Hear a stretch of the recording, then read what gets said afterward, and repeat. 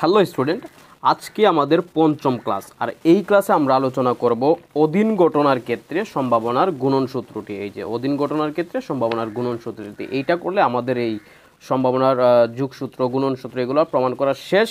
এবং তারপর আমরা অঙ্কে চলে যাব এবং আপনারা ধারাবাহিকভাবে যদি ক্লাসগুলো করেন তাহলে কিন্তু একটা ভালো ফলাফল পাবেন। আর যদি মনে করেন যে হাড়ি ভাঙার মতো, গ্লাস ভাঙার মতো এক টুকরা এখান থেকে আর এক টুকরা এখান থেকে খুঁজলেন, তুকাইলেন, দেখলেন, ওইটা কোনো লাভ হবে না আশা করি। সো যদি ভালো কিছু পাইতে চান তাহলে ধৈর্য নিয়ে A to Z সবগুলো ভিডিও প্লেলিস্টে দেওয়া আছে, আপনারা এক এক করে শেষ করেন, দেখবেন অনেক ভালো একটা ফলাফল পাবেন। এবং যদি সবগুলো শেষ করতে পারেন বই শেষ হয়ে যাবে, দেন একটা কনফিডেন্ট পাবেন নিজের মধ্যে। তো লেটস গেট স্টার্টেড। আবারও বলি, যেহেতু বলছে গুণন সূত্র তাহলে গুণ হবে। এখন কিসের মধ্যে গুণ হবে? যদি এ ও বি দুইটি ঘটনা ধরি তাহলে probability of A into probability of B এর গুণ হবে। আর এই দিকে কি হবে? Equal to probability of A intersection B. এই তো আগেরটার মতো হয়েছে। তো এখন দেখেন, এখানে আমি একটু জায়গা রাখছি। কেন রাখছি? আমরা বলছি যে আগেরটা ছিল স্বাধীন ঘটনা, আর এখন যেটা করতেছি এটা হচ্ছে যে অধীন ঘটনা। অধীন মানে একটা আরেকটার উপর ডিপেন্ড করবে, তাহলে এই ডিপেন্ডেন্ট জিনিসটা তো দেখানো লাগবে, তাই না? তো সেই জন্য আমি জায়গা রাখছি, এটা হচ্ছে এইভাবে লিখতে হবে, অর্থাৎ প্রবাবিলিটি অফ বি গিভেন এ। বুঝতে পারছেন? একটা আরেকটার উপর নির্ভর করছে। এখন বি এর উপর নির্ভর করছে, আবার এও তো বি এর উপর নির্ভর করতে পারে, তাই না? সেই জন্য এটা আবার লিখতে হবে যে প্রবাবিলিটি অফ, এখানে এ ছিল প্রথমে, এখন লিখবেন B into probability of A given B. বুঝতে পারছেন?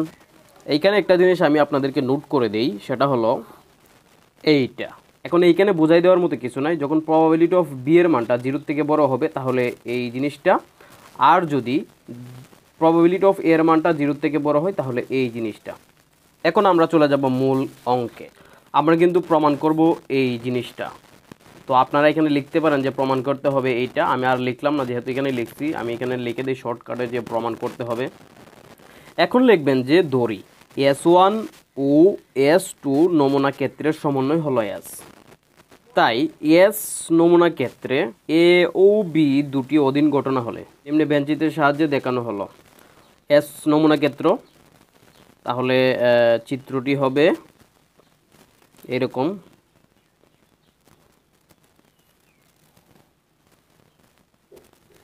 এখন এখানে দুইটা ঘটনা থাকবে, একটার সাথে আরেকটা। এইটা হলো এ ঘটনা, এটা হলো বি ঘটনা। এ ঘটনার অনুকূল ফলাফল ধরবেন আপনি M1, আর বি ঘটনার অনুকূল ফলাফল আপনি ধরবেন M2। আর এই যে এর অংশ এবং বি এর অংশ যে জায়গাটা আছে এইটার আপনি M0 ধরবেন। এখন লিখবেন, মনে করি নমুনা ক্ষেত্রের মোট উপাদান সংখ্যা n। এ ঘটনার অনুকূল আমরা ধরলাম M1, তো লেখেন এ ঘটনার অনুকূল উপাদান সংখ্যা সমান M1 ধরছি আমরা। বি ঘটনার অনুকূল উপাদান সংখ্যা আমরা ধরেছি M2, এই যে। আর এ এবং বি এর মিলায়া যে জিনিসটা আমরা ধরছি এটা হচ্ছে M0। তাহলে লিখবেন যে এ ইন্টারসেকশন বি, অর্থাৎ এ এবং বি ঘটনার অনুকূল উপাদান সংখ্যা আমরা ধরেছি হচ্ছে M0। এখন এই উপাদান সংখ্যা ধরার পরে আমরা এগুলোর সম্ভাবনা বের করে নিব। তো প্রথমে সম্ভাবনা বের করে নেব এর। অতএব probability of A equal to অনুকূল ফলাফল সংখ্যা। অনুকূল ফলাফল সংখ্যা কত? M1। আর মোট ফলাফল সংখ্যা আমরা কত লিখছি? N1, সরি শুধু n। পরে আবার হচ্ছে প্রবাবিলিটি অফ বি এর অনুকূল ফলাফল কত? M2। মোট ফলাফল হচ্ছে n। এখন দেখেন যে জিনিসটা, সেটা হলো যে আমরা কিন্তু প্রবাবিলিটি অফ এ পাইছি, প্রবাবিলিটি অফ বি পাইছি। এখন আমাদের এই জিনিসটা বের করা লাগবে, তারপর এই জিনিসটা বের করা লাগবে। তারপর যখন আমরা এই জিনিসটার সম্ভাবনার সূত্র বসায়া মানটি বসাবো তখন আমাদের অঙ্ক হবে। তাহলে আমরা এখন এই জিনিসটা বের করব। এই জিনিসটা বের করার ক্ষেত্রে একটু সতর্কতা অবলম্বন করতে হবে। খেয়াল করেন, অতএব probability of B given A equal two লিখবেন হইল এই যে এই জিনিসটা আছে না, এইটার অনুকূল ফলাফল সংখ্যা। তাহলে এইটার অনুকূল ফলাফল সংখ্যা আমরা কিভাবে প্রকাশ করি? এইভাবে। এখন এইটার মান বসান। এটার মান ধরছিলাম হচ্ছে আমরা M0, আর এটার মান ধরছিলাম হচ্ছে আমরা n। ওকে, সরি, এই লাইনটা একটু মিস্টেক হয়েছে। আমরা এই লাইনটা আবার লিখি, ভুল করলে নাকি মনে থাকবো। লিখবো হচ্ছে যে এই জিনিসটার অনুকূল ফলাফল সংখ্যা লিখবো আমরা, যেটা এটা লিখবো। তারপরে আমরা কি লিখবো? লিখবো হচ্ছে এ এর অনুকূল ফলাফল। এই যে এই এ আছে না, এর অনুকূল ফলাফল সংখ্যা লিখবো। এর অনুকূল ফলাফল সংখ্যা আমরা কি লিখছি দেখেন তো, M1। তাহলে এখানে লিখবেন হচ্ছে M1। সূত্রটা হবে, আমি এখানে নোট করে দিই, এ ইন্টারসেকশন বি এর অনুকূল সংখ্যা এবং এ এর অনুকূল সংখ্যা কখন হবে? যখন probability of B given A থাকবে। ওকে, আর যদি probability of A given B থাকে তাহলে এ এর জায়গায় বি বসাবেন, আর এইটা যেটা আছে এটাই বসাবেন। প্রবাবিলিটি অফ বি গিভেন এ পাইছি, এইটা পাইছি, এখন এইটা বের করা লাগবে। এটা বের করে চলেন।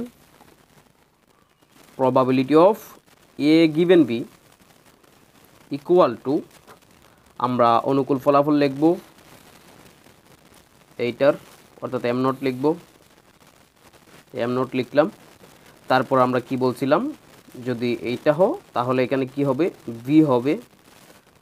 বি হবে, তাহলে বি এর অনুকূল সংখ্যা হবে। বি এর অনুকূল সংখ্যা কি দেখেন তো, M2। তাহলে এখানে কি লিখবেন? M2। এখন আমরা প্রমাণ করার চেষ্টা করব। দেখেন যে অতএব probability of A intersection B equal to এর অনুকূল সংখ্যা বাই মোট নমুনা বিন্দু। এটার অনুকূল সংখ্যা আমরা কত লিখছিলাম? M0 লিখছিলাম, মনে আছে? তারপর মোট নমুনা বিন্দু আমরা কত জানি? N। এখন দেখেন যে M0 বাই N দিয়ে আমরা কোনো কিছু পাচ্ছি না। দেখেন তো M0 বাই N দিয়ে কোনো কিছু আছে কি না? আদৌ কোনো কিছু নাই। আছে? নাই। তাহলে আমরা কি করব? এখানে একটা কাজ করতে হবে, যে কাজটা করলে তেমন কোনো ক্ষতি হয় না, বরং লাভ হয়ে যায়। অর্থাৎ সাপও মরে লাঠিও না ভাঙে। তাহলে কি কাজটা করতে হবে? কাজটা হইল আমাদের দেখতে হবে যে এইখানে আসলে কি বসাইলে মান পাওয়া যাচ্ছে। তাহলে আমরা প্রথমে এ বের করার চেষ্টা করব। এ বের করার চেষ্টা করলে দেখেন যে M1 যদি বসাই তাহলে, অর্থাৎ এখানে যদি আমরা ইনটু সম্পর্ক দেই, দিয়ে যদি উপরে নিচে M1 বসাই তাহলে দেখেন M1 কাটাকাটি গেলে যেটা আছে এটাই থাকবে। তাহলে আমরা বসাইতে পারছি আমাদের সুবিধা মতো, কিন্তু আমাদের অঙ্কের কোনো ক্ষতি হচ্ছে না। দেখেন এইটা যদি আমরা এই M1 এর নিচে নিয়ে যাই আর এইটা যদি এই M0 এর নিচে নিয়ে আসি তাহলে কেমন হয়? M0 M1 into M1 N। তাহলে আমরা একটা জিনিস পেয়ে যাচ্ছি। দেখেন এখন কি হচ্ছে, M1 বাই N সমান কি আছে আমাদের? M1 বাই N সমান হচ্ছে আমাদের প্রবাবিলিটি অফ A, আর M0 বাই M1 সমান আমাদের কি আছে? Probability of V given A। তাহলে এটা একটু এলোমেলো হয়ে গেল না? তাহলে এটা একটু সাজাই নেই। প্রবাবিলিটি অফ A এদিকে নিয়ে আসি, আর প্রবাবিলিটি অফ V গিভেন এটা এদিকে নিয়ে আসি। তাহলে দেখেন যে আমাদের এই একটা জিনিস আমরা পাইছি, এইটা আমরা পাইছি। এখন আমাদের এই জিনিসটা বের করতে হবে। তাহলে আমাদের লিখতে হবে যে আবার probability of A intersection B equal to, লেখেন আবার আগের মতোই অনুকূল ফলাফল লেখেন। এটার মান লেখেন, এটার মান কত লিখছিলেন? M0 লিখছিলেন, আর এটার মান কত লিখছিলেন? N লিখছিলেন। এখন আমাদের সুবিধার্থে আমাদের যেহেতু B লাগবে সেই জন্য আমরা B এর মান বসাবো। এইখানে B এর মান বসান, এটা কিন্তু ইনটু। তো B এর মান আমরা কত বসাবো? B এর মান আমরা কত জানি? তো B এর মান হচ্ছে M2। তাহলে আমরা যদি উপরে নিচে M2 দিই, এই যে, তারপর দেখেন যে M2টা N এর নিচে নিয়ে আসেন, M2N, আর M0টা M2 এর উপরে নিয়ে যান। তাহলে দেখেন M2 বাই N সমান কি আছে? প্রবাবিলিটি অফ B আছে, দেখেন। তারপরে M0 বাই M2 মানে কি আছে? Probability of A given B আছে। দেখেন যে প্রুফড। এখন একটা গুরুত্বপূর্ণ কথা বলতে চাই, আপনারা একবার দুইবার প্র্যাকটিস করে এইগুলা আয়ত্তে আনা প্রথম অবস্থা খুব কঠিন হয়ে যাবে। আপনারা যতক্ষণ পর্যন্ত না আয়ত্তে আসছে ততক্ষণ পর্যন্ত আপনারা চেষ্টা করে যান, দেখবেন আয়ত্তে চলে আসছে। কারণ হচ্ছে একজন মানুষকে যদি আপনি প্রথম দেখেন, তাকে পরবর্তী দেখলে আবার চিনবেন না। কিন্তু আপনি যদি একজন মানুষকে দেখতে দেখতে দেখতে দেখতে মানে পুরাতন হয়ে যান, তাহলে দেখবেন অনেক দূর থেকে তার হাঁটা দেখে আপনি তাকে চিনে ফেলবেন।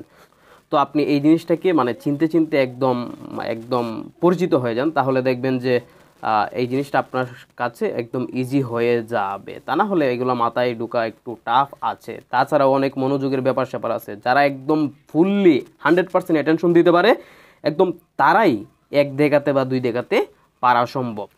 সো আশা করি আপনারা 100% মনোযোগ নিয়ে পড়াশোনা করবেন এবং যতক্ষণ পর্যন্ত না পারছেন ততক্ষণ পর্যন্ত প্র্যাকটিস করেন। একটা ছেড়ে অন্যরা চলে যায়েন না, এইটাকে ফুলফিল করেন, দেন হচ্ছে পরেরটাই যাবেন। তা না হলে দেখবেন এইটাও রয়েছে ওইটাও হচ্ছে না, এইভাবে দেখবেন একটা জোগাখিচুড়ি অবস্থা হয়ে যাচ্ছে, তাহলে কিন্তু নিজের জন্য বড় বিপদ ডেকে আনবেন। সো থ্যাংক ইউ সাথে থাকার জন্য। পরবর্তী ক্লাসে আবার দেখা হবে, ভালো থাকবেন।